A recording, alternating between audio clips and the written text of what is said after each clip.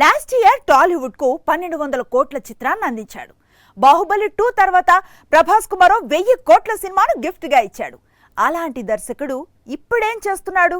కొత్త సినిమా ఏమైనా ఉందా, లేక 1200 కోట్లు కొలగొట్టిన సినిమాకు సీక్వెల్ తీసే వరకు వెయిట్ చేస్తూ ఉండిపోతాడా? RRR తో 1000 కోట్లు కొల్లగొట్టిన తరువాత రాజమౌళి ఇటీవలే సూపర్ స్టార్ మహేష్ బాబుతో కొత్త సినిమాను ప్రారంభించాడు. పుష్ప 2తో వరల్డ్ వైడ్ గా 1800 కోట్లు కొల్లగొట్టిన తరువాత సుకుమార్ అప్పుడే రామ్ చరణ్ కోసం కథ రాయడం ప్రారంభించాడు. మరి కల్కి రిలీజ్ తరువాత నాగ్ అశ్విన్ ఏం చేయబోతున్నాడు? కల్కి సీక్వెల్ కు ప్రభాస్ డేట్స్ ఇచ్చే వరకు వెయిట్ చేస్తాడా? నిజానికి కల్కి సీక్వెల్ ఇమ్మీడియట్ గా స్టార్ట్ కావాల్సింది. ఎందుకంటే ఆల్రెడీ కొంత భాగం షూటింగ్ చేసేశారు. అదే స్పీడ్ లో సీక్వెల్ షూటింగ్ స్టార్ట్ చేస్తే గ్రాఫిక్స్ వర్క్ కంప్లీట్ కావడానికి టైం పడుతుంది కదా అనుకున్నారు నాగి అండ్ ప్రభాస్.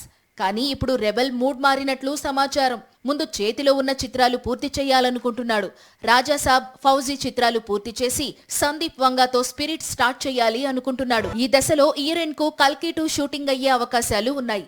అది కూడా కన్ఫర్మ్ కాదు. అందుకే నాగి ప్లాన్ బి వైపు చూస్తున్నాడని టాక్. తన దగ్గర ఉన్న ఒక స్టోరీని ఇమ్మీడియట్ గా తెరకెక్కించాలనుకుంటున్నాడట.